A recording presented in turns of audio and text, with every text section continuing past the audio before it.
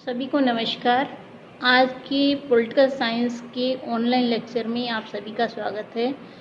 आज हम लेसन 2 को पढ़ेंगे, जिसका नाम है हमारे एक दल के प्रभुत्व का दौर। आइए शुरू करते हैं उस लेसन को। चलिए शुरू करते हैं आज का लेसन। बहुत ही इंटरेस्टिंग लेसन है। आप इसमें ये सब जानेंगे कि भारत में पहला चुनाव कैसे हुआ, किन परिस्थितियों में हुआ, क्या समस्याएं आई व उसका समाधान कैसे किया गया। तो शुरू करते हैं अपना लेसन, एक दल के प्रभुत्व का दौर। देखिए, आप सभी को पता है कि जब भारत स्वतंत्र हुआ तो उसके सामने बहुत सी कठोर चुनौतियां थी। सबसे पहली जो गंभीर चुनौती जिसे हम कह सकते हैं वो है लोकतंत्र को कायम करने की। कई नेता ऐसे थे जो मानते थे कि एकता को स्थापित करना हमारी प्राथमिकता होनी चाहिए, लेकिन कुछ ऐसे थे जो चाहते थे कि लोकतंत्र को स्थापित करना हमारी प्रमुख प्राथमिकता हो। तो देखिए, बड़ी मुश्किल से फैसला लिया गया कि हम लोग लोकतंत्र को कायम करेंगे, किसी और तरह की प्रथा को नहीं अपनाएंगे। तो जैसा कि हमने +1 की बुक में अपना लेसन पढ़ा था संविधान निर्माण, तो उसमें हमने देखा था कि 26 नवंबर 1949 को भारत के संविधान को हमने अंगीकृत किया था और 24 जनवरी 1950 को इस पर हस्ताक्षर किए गए थे कमेटी मेंबर्स के द्वारा। और 26 जनवरी 1950 से हमारा संविधान अमल में लाया गया। तब तक अंतरिम सरकार हमारे देश को चला रही थी। उस अंतरिम सरकार के नेता थे पंडित जवाहरलाल नेहरू जी। तो देखिए, सबसे पहले जब संविधान लागू हो गया तो जनवरी 1950 में चुनाव आयोग का गठन किया गया। तो ये मेन पॉइंट है आपका कि चुनाव आयोग का गठन कब किया गया, तो आपका उत्तर है 1950 में। और सुकुमार सेन जी पहले चुनाव आयुक्त बने।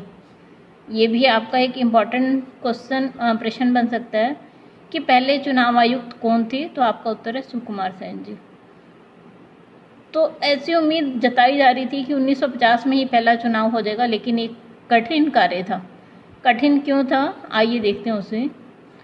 क्योंकि भारत में उस समय जो मतदाता थे उनकी संख्या थी 17 करोड़। 17 करोड़ लोगों को एक सूची बनाना, मतदाता सूची, एक कठिन काम था। तो जो भारत का आकार था उसे देखते हुए स्वतंत्र व निष्पक्ष चुनाव करवाना आसान नहीं लग रहा था। फिर चुनाव के लिए चुनाव क्षेत्रों का सीमांकन करना जरूरी था, मतदाता सूचियां होनी चाहिए थी। तो इन दोनों कामों में बहुत ही लंबा समय लगने वाला था। देखिए, जब पहली बार मतदाता सूची को प्रकाशित किया गया तो उसमें 40 लाख महिलाओं के नाम अल्लाह की बेटी फलां की बीवी के नाम से दर्ज थे।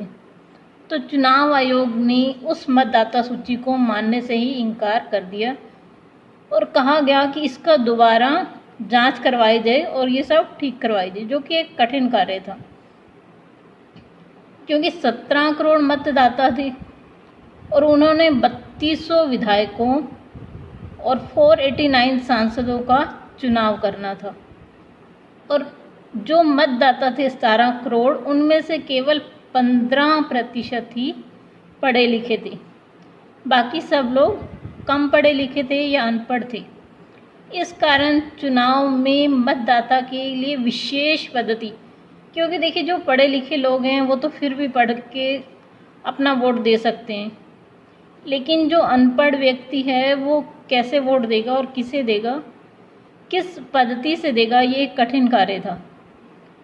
चुनाव आयोग ने चुनाव करवाने के लिए 3 लाख से अधिक अधिकारियों और कर्मचारियों को प्रशिक्षित किया। मतलब उन्हें ट्रेनिंग दी गई कि उन्हें कैसे चुनाव करवाना है।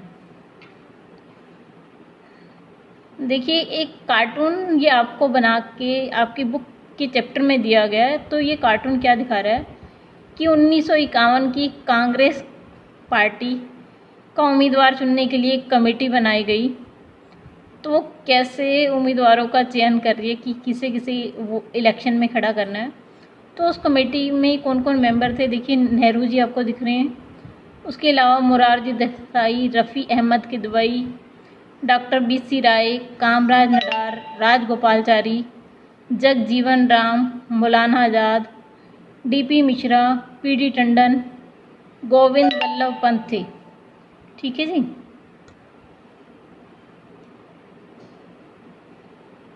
तो चलिए आगे देखते हैं हम लोग। देखिए, इस भाग में हम देखेंगे कि मतदान कैसे करवाया गया। आज हम वोट देने जाते हैं तो इलेक्ट्रॉनिक मशीन है, हम अपने जिस भी कैंडिडेट को वोट देना चाहते हैं उसके आगे का बटन प्रेस कर देते हैं और हमारा मत रिकॉर्ड हो जाता है। लेकिन जो पहला चुनाव करवाया गया उसमें किस सिस्टम को यूज़ किया गया वो बहुत बड़ी देखने वाली बात है। तो देखते हैं उसे। इन दिनों तो हम इलेक्ट्रॉनिक वोटिंग मशीन यूज़ कर रहे हैं, ये उसका उदाहरण है कि इस तरह से वोटिंग मशीन है। और ये जो आपको इधर दिया गया है ये बैलेट पेपर है। जो बैलेट पेपर है उसका प्रयोग तीसरे से लेकर 13वें चुनाव, आम चुनाव तक किया गया। और जो वोटिंग मशीन है वो 14वां जब आम चुनाव हुआ था तब से प्रयोग में आना शुरू हुई थी। तो जो पहले 2 चुनाव थे वो कैसे करवाए गए उसे समझिए बहुत ध्यान से। जो पहला चुनाव था उसमें 20 लाख स्टील के बक्से लिए गए, क्योंकि ज़्यादातर लोग अनपढ़ थे तो उन बक्सों के ऊपर हर जो चुनाव में खड़ा हुआ था उसका चुनाव चिन्ह अंकित किया गया। उसे 3 भाषाओं में नाम लिखा गया उसका, उर्दू, हिंदी और पंजाबी। जो चुनाव चिन्ह था वो बॉक्स के बाहर भी और अंदर भी दोनों पे छापा गया। तो इस काम को करने के लिए बहुत अधिक समय लगा। और उसके बाद जो उम्मीदवार थे उन्हें एक कागज़ दिया गया, तो उन्हें वो उसमें डालना था मतपत्र जिस उम्मीदवार को वो अपना वोट देना चाहते हैं। ठीक है जी। तो इस तरह से जो पहला चुनाव था वो करवाने में बहुत अधिक समय लगा, क्योंकि इतनी बड़ी संख्या में बॉक्स लाना, उन पर निशान बनाने और उन पर लिखना तीनों भाषाओं में उसके बाहर, तो एक लंबा काम था। जो चुनाव हमारा 1951 में शुरू हुआ, अक्टूबर 1951 में शुरू हुआ और 1952 में जाकर फरवरी 1952 में संपन्न हुआ।